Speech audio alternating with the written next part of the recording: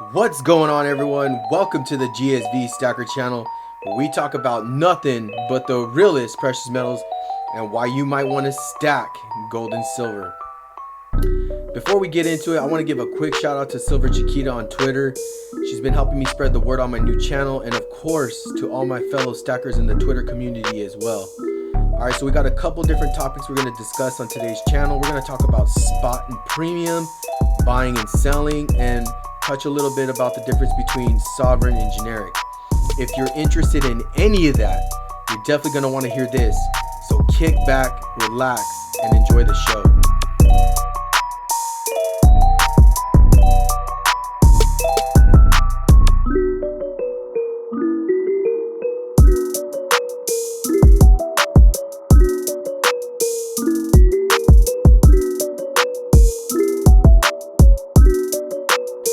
Alright, before we get started, please smash that like button, subscribe to the channel, and click that notification bell so that you know about any new content that I release. Quick disclaimer, I'm not a financial advisor, nor am I giving you any financial advice. I'm simply giving you my opinion on what I think about the precious metals industry and sharing some awareness.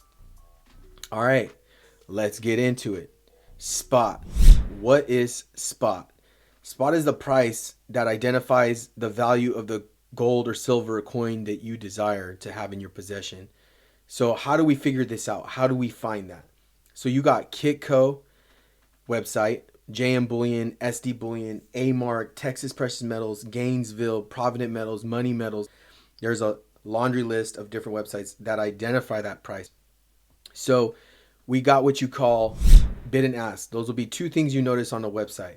Bid is the price the buyer, being you, are willing to pay for that metal, and ask is the price the seller is willing to accept your offer for that metal. And sellers being obviously local coin shops, online websites, private sellers.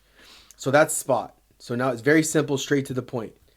So let's talk a little bit about that. So for the purposes of this video, we'll say that spot price right now for gold is 1700 because it's been testing around there recently. So we'll say it's 1700 for any one of these gold coins you see right here right now, or for the silver it'll be $25 spot, and I think that's what it's really going for right now on the market anyway. So 1700 and $25, those will be our numbers for this video. So that's the spot price. Okay, so let's move along to premium. What is premium? So there's multiple factors that go into premium, right?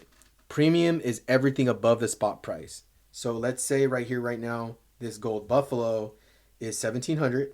For the purposes of this video, it's only going for 1700. It might be more than that, and I'm pretty sure it is. I'm confident it is, but we're trying to educate a little bit on this stuff. So if I wanted this gold buffalo, I'm not going to get it for 1700 flat because that's a spot price. I'll get it for, let's say, 1840 over spot. It sounds like a reasonable number for buffalo. Now you're thinking to yourself, what is going on here? Why is that a thing? Well, let me explain it to you. So in order to get a metal into your hand, a precious metal, excuse me, let's be particular about what we're saying because words matter. Multiple things impact this: production, logistics, the shipping, the scarcity, supply and demand drive the premium on these prices. They really do. American Silver Eagles, excuse me. Premiums on these at one point were pretty high, and I'll tell you right now, I didn't care. So some will say that's not smart. Sure, that's your opinion, but when you have someone like me that believes in the precious metals industry and knows the value of the precious metal that I want to obtain, I'm going to get it. Now, I'm not going to be silly and go invest all my money into this, all my cash fiat into this. I'm going to be smart about it, but I'm going to dollar cost average into this. I'm going to chisel a little bit at a time. I'm not going to go and just dump a buttload of money into this, nor do I even have that kind of money. I'm not rich. So full disclosure there. So that's a premium. Premium's impacted by those different variations. Now, I'm going to say something worth mentioning. All this right here in front of you is 1 ounce, 1 ounce, 1 ounce, 1 ounce. All this is 1 ounce. Fractional coins being half ounce, quarter ounce, 10th ounce, 20th ounce, grams, the premium on those types of bullion, gold and silver, goes up. It goes up quite a bit. And you're sitting here thinking, well, dang, GSV Stacker, you just said that 1 ounce gold is 1,700. I know. Trust me, I know. But if you understand how important it is for you to convert your fiat into something more valuable, whether that be real estate, your business, land, whatever else it is for you. But for me, it's precious metals. And there's some big wigs out there, some multi-million dollar investors that put their money into precious metals. So premium impacts fractional coins so much because it takes a little bit more for the mints to manufacture this stuff, to produce this stuff, and scale it down to size for you to get and be more affordable for a person, because not everyone can afford a $1,700 1 ounce gold coin. They just can't, especially with the premiums being high as they are today, especially on some silver. Like you looking to buy a tube of and I keep referencing this one because this is the most desirable silver coin out there. Premiums on silver eagles right now, I think they're probably $7 or $8 over spot. But like I said, at one point they were a lot higher than that. Maples too. Maples ain't no joke. They're expensive too. Britannias right here, same thing. So it's all about supply and demand, what drives the premium. So you got to think about this stuff. And I will say this. I do not consider, in my opinion, this is my opinion. It's whatever you think, you can think. But for me, I don't consider buying, a coin with a high premium a waste of money. If that's what you like, hey man, do what you like. This is your money. Don't let nobody tell you nothing else. And at the end of the day, you're being smart about whatever you decide to do. This is just my opinion. If you sit on fiat,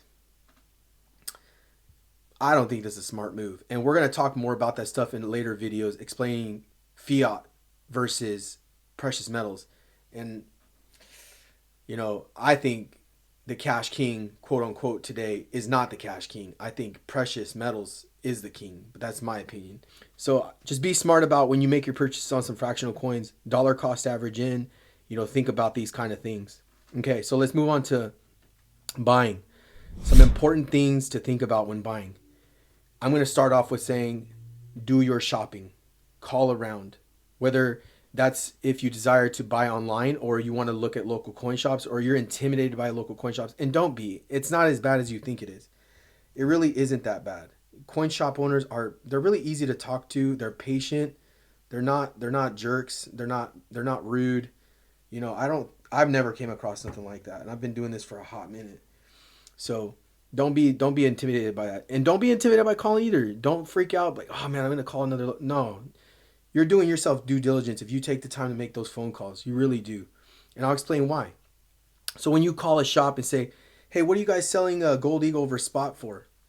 Right? And we remember, for the purposes of this video, we're going to say 1,700. And they'll say, oh, well, we're going to let go of American Gold Eagle for 120 over spot. You're like, dang, that's high, right? Usually locally it won't be that high, but hey, you never know sometimes too. You call another shop. You say, hey, what are you guys, we'll go back to this one again. What are you guys selling American Gold Eagle on the south side? You call them down there and they say, oh, we're letting it go for $100 over spot. Okay, we're getting somewhere. So you hang up the phone and you call another shop and you say, hey, what do you guys call, quoting American Gold Buffaloes at over spot? And they say, all right, well, Gold Buffaloes usually go for a little bit more. And they'll say that. You'll see that. They will say that kind of stuff. And they'll tell you, like, okay, cool. My point in saying this is that you want to shop around. You want to ask these questions. And this is my buyer experience. This is the kind of stuff that I've done and I've experienced myself. So it's good to know. And let's talk about the year. So for some, the year matters. And for me, it doesn't. All right, 2020, you can see right there. So, and when we talk about selling here in a minute, I'll tell you why it matters. And I was super surprised to see this. Not to say that I don't know any better, because I do. But for me, I don't really care. As long as the coin is in good condition, like, I mean, there's no blemishes. There's no flaws. There's nothing wrong with this buffalo here. I mean, look at that. Like, freaking immaculate. So I'll talk about why the year matters. If you like New Year's, that's up to you. But just know some shops will sell their bullion slightly over the regular premium, like $1, I would say. Maybe 50 cents over that regular premium, because they know some people desire newer year bullion coins. So something to think about. And then we're going to talk about sovereign and generic real quick. So this all is sovereign. Sovereign. This is sovereign stuff. I like to buy sovereign. Not to say I don't like generic. I'm about to show you some generic here in a second. I like to buy sovereign because it has better buyback potential. And we're going to talk about that here in a minute when we get to selling. But when we talk about generic, golly, I love me some generic. Look at this. So the way it's been explained to me and how I've learned over time is that anything outside of a government country, right? This is within. What did I just say? Let me correct myself.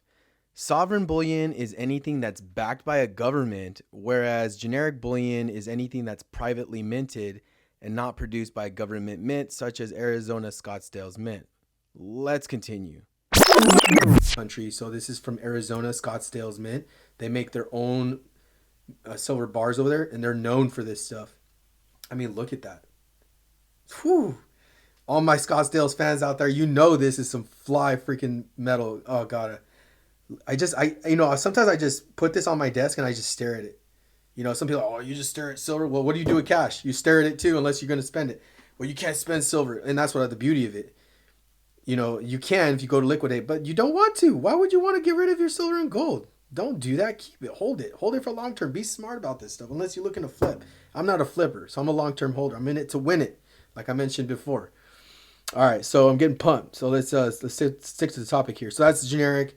So why did I show you that? So sovereign, you have better buyback potential. We're going to talk about this in selling. And with the generic, there might be a slight, a lower sellback on stuff that's not sovereign minted.